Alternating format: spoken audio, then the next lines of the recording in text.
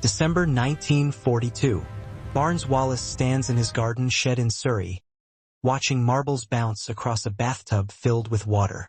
His neighbors think he's lost his mind. The Air Ministry thinks he's wasting their time. But Wallis knows something they don't. Those skipping marbles are about to solve an impossible problem. Germany's Ruhr Valley dams supply power and water to the entire Nazi war machine.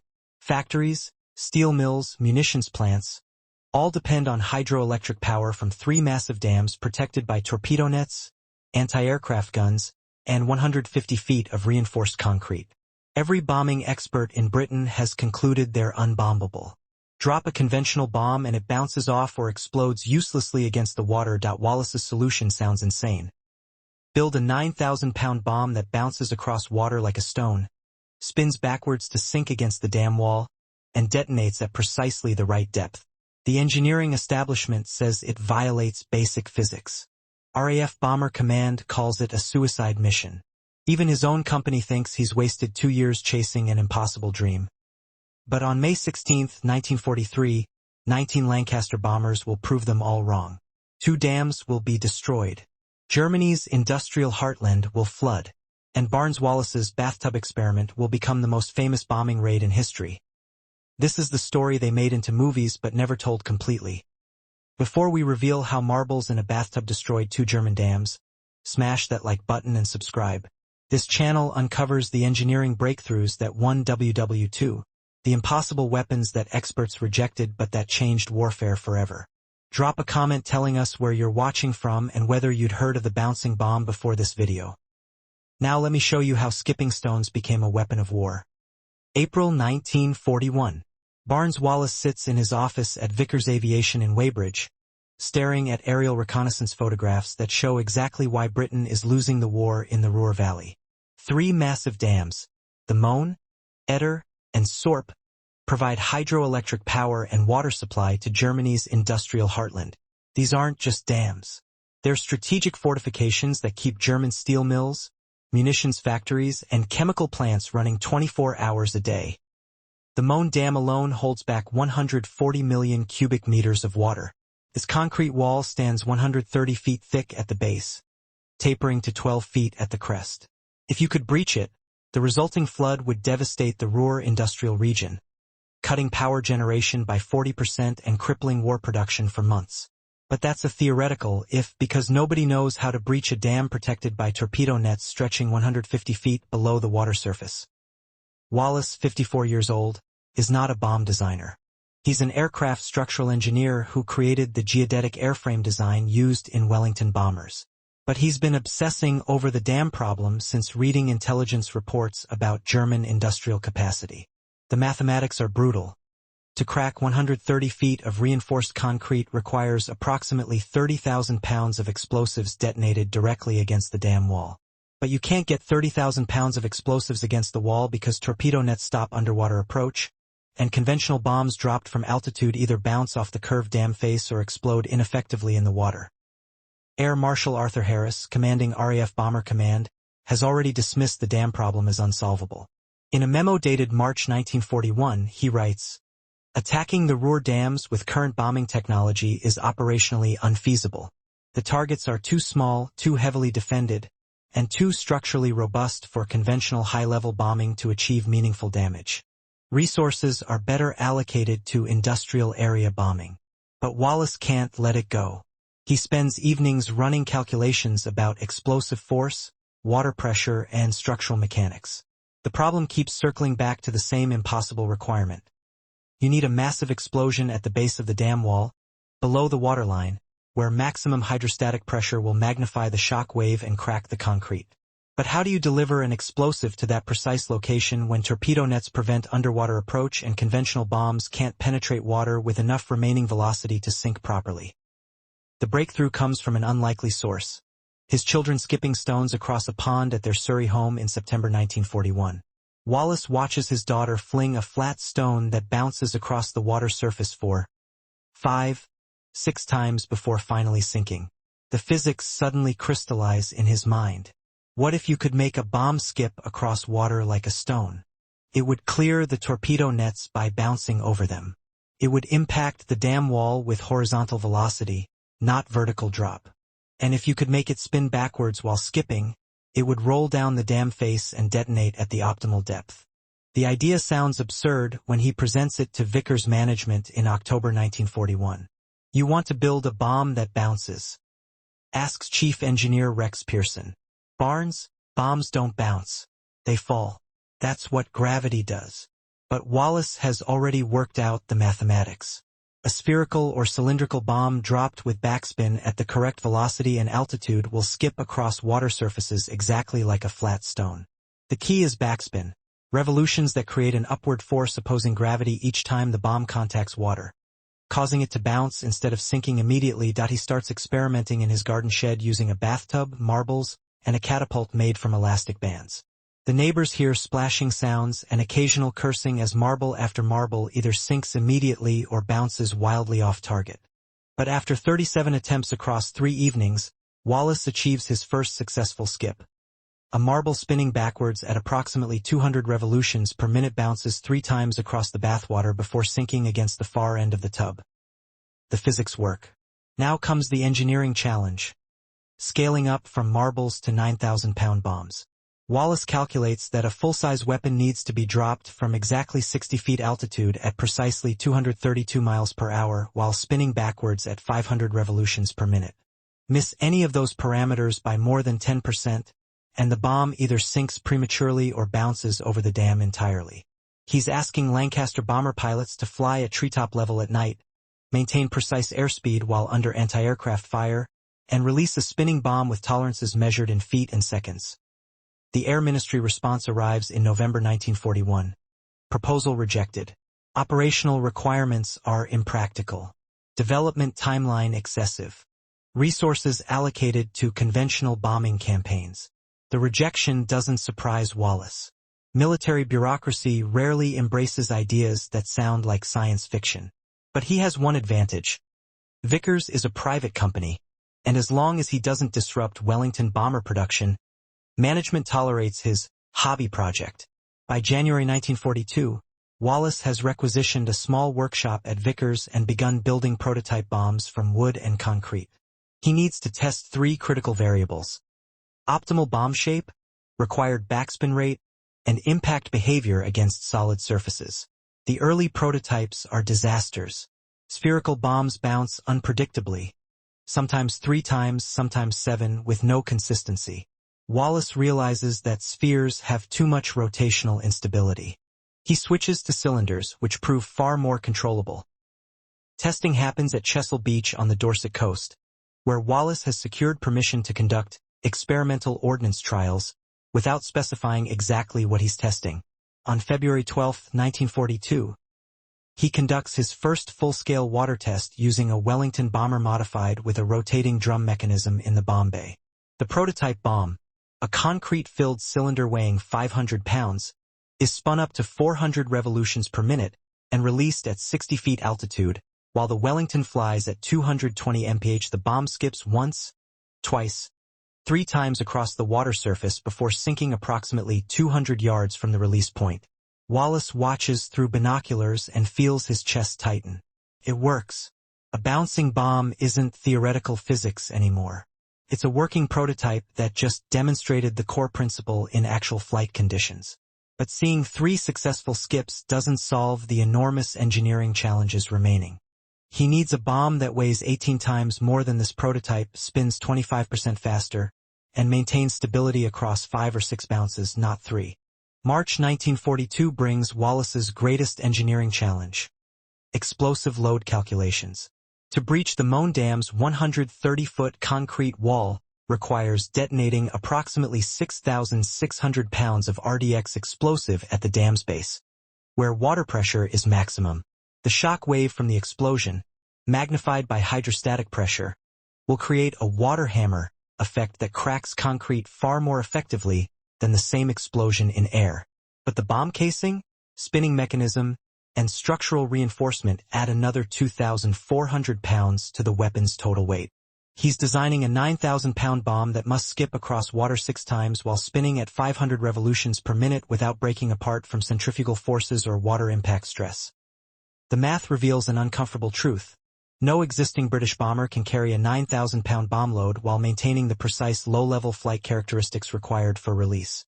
The Lancaster can carry the weight, but flying at 60 feet altitude at 232 miles per hour while maintaining rock-steady flight for accurate release timing requires modifications to standard procedures that bomber crews aren't trained for.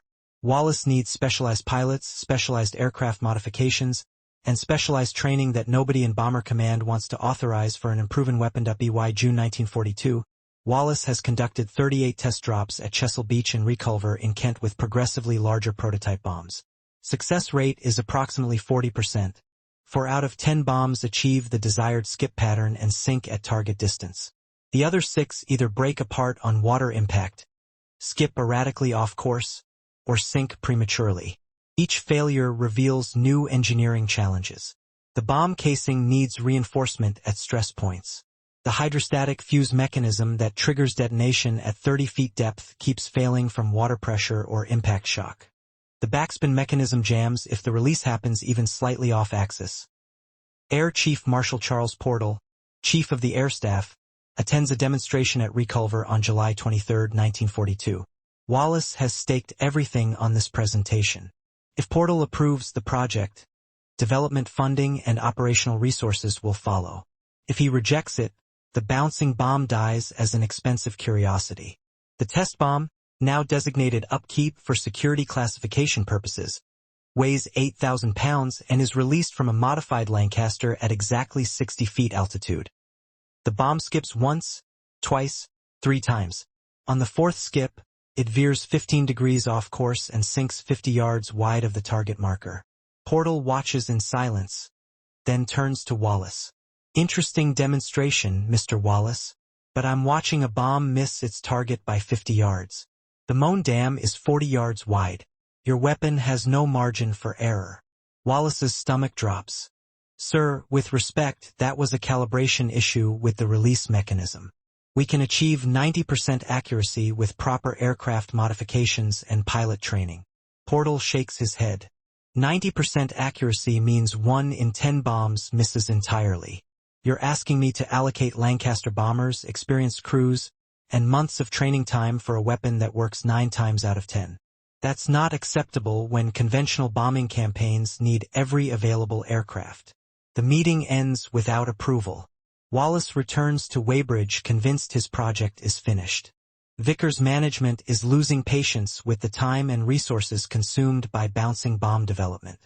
His engineering team is exhausted from working 16-hour days solving technical problems that seem to multiply faster than solutions appear. The Air Ministry considers the entire concept operationally impractical. September 1942 brings salvation from an unexpected source. Air Vice Marshal Ralph Cochrane, newly appointed to command 5 Group Bomber Command, reads Wallis's technical reports and sees what Portal missed. The bouncing bomb isn't competing with conventional bombing. It's solving problems conventional bombing can't touch.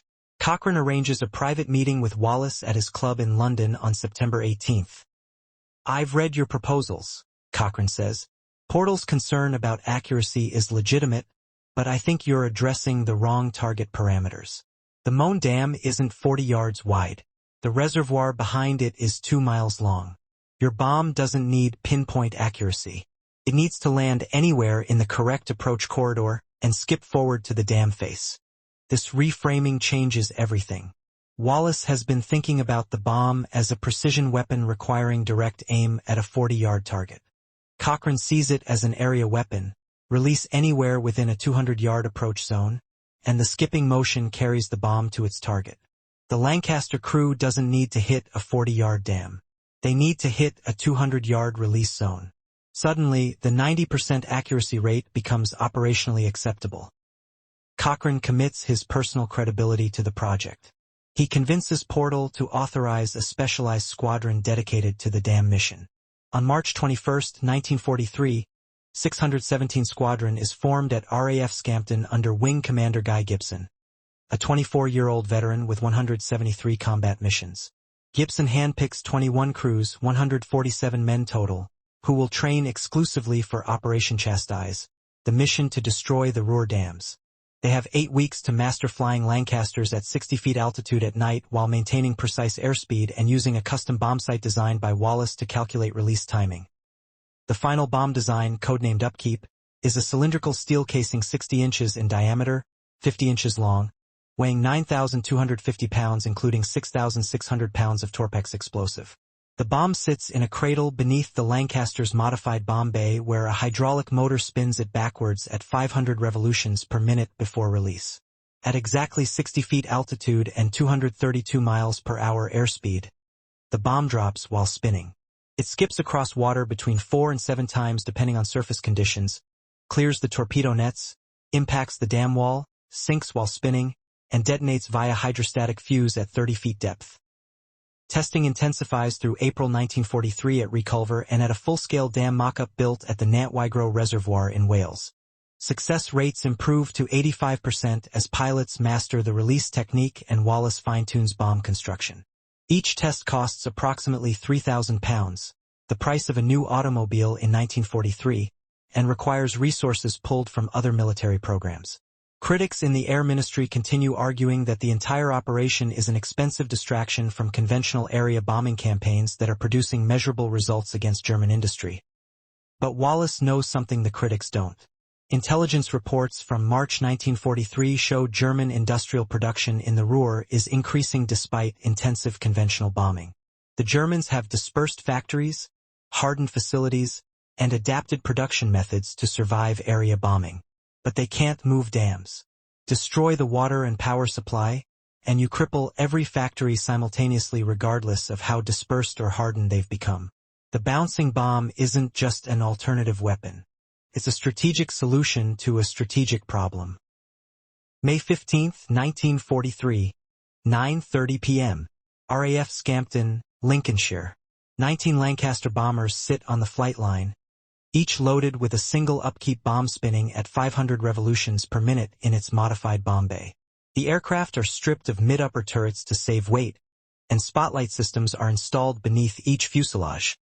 An ingenious invention by Wallis that projects 2 beams of light downward.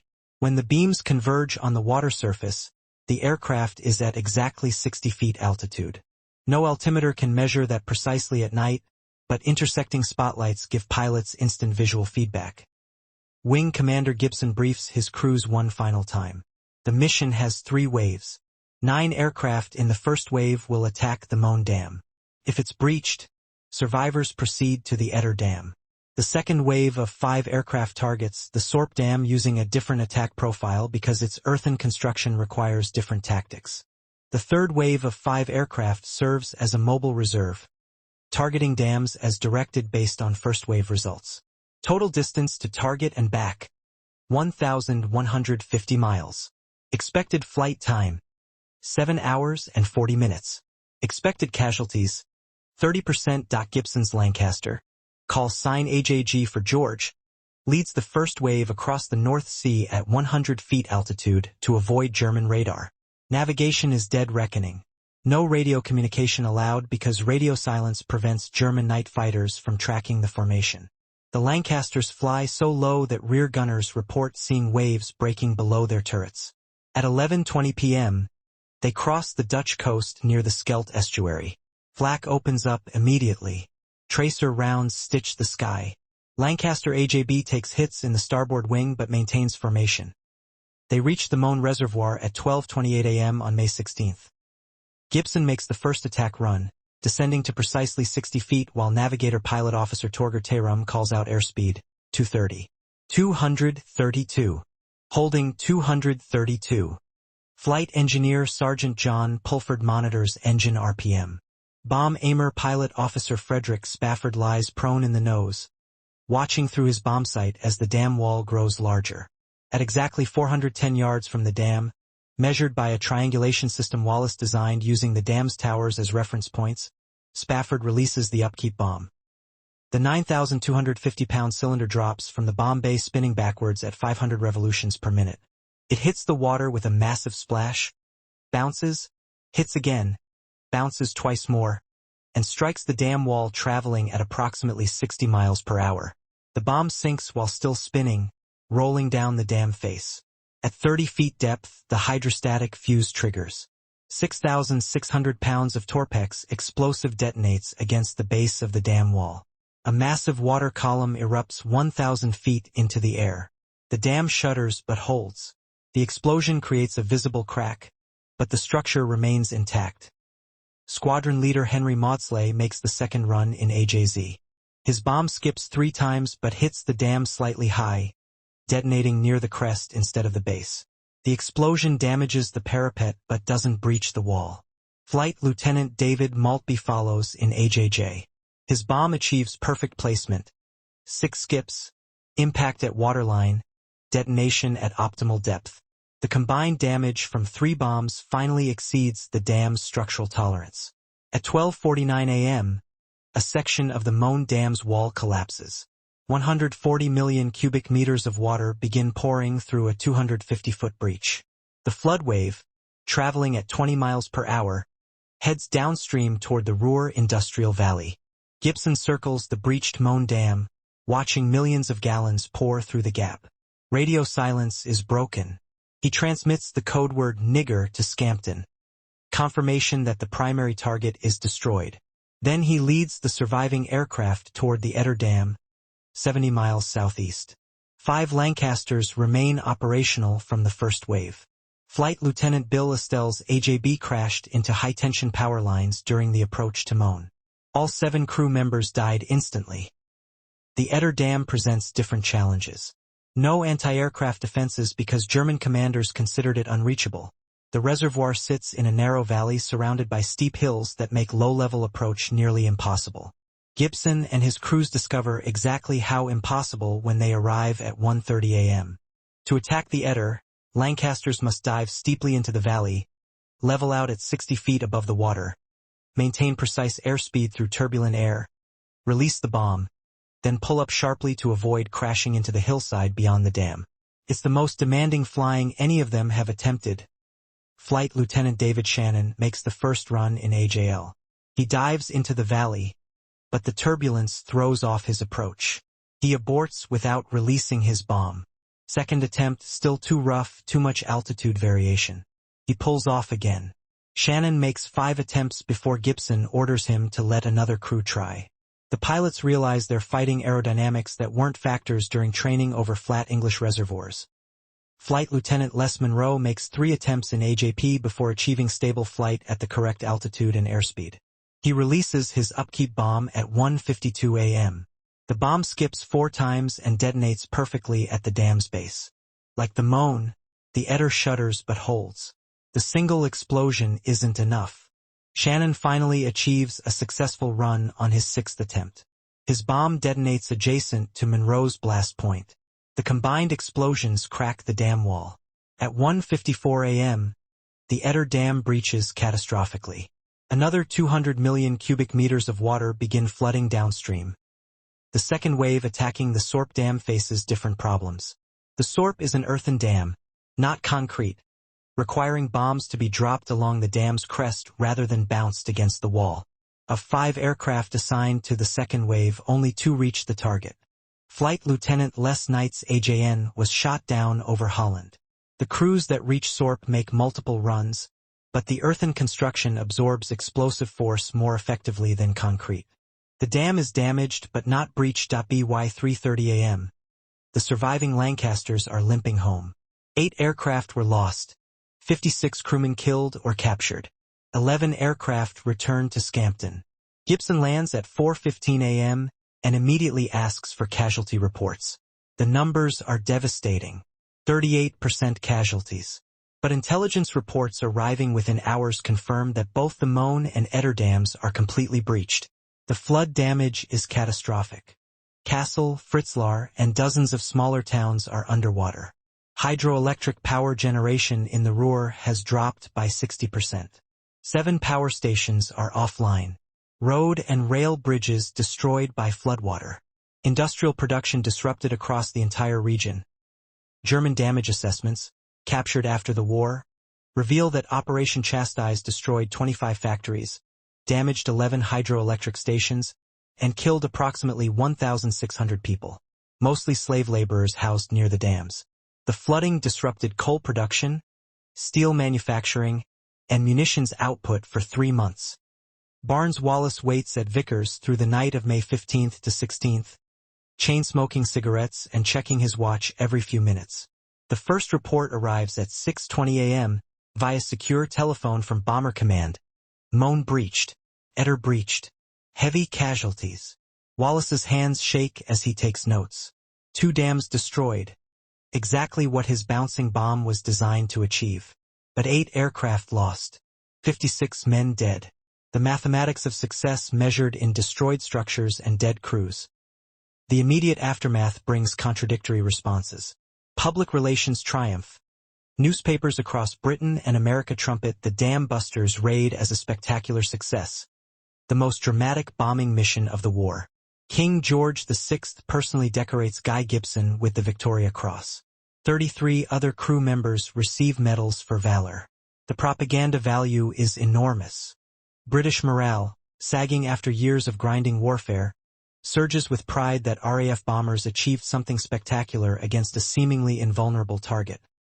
But internal military assessments are more nuanced.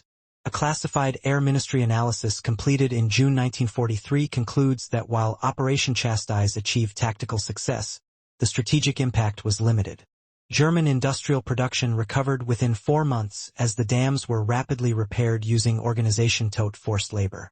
The Moan Dam was back to 80% capacity by September 1943.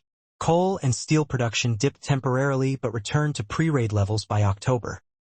The casualty rate, 38% for a single mission, was deemed unsustainable for repeated operations.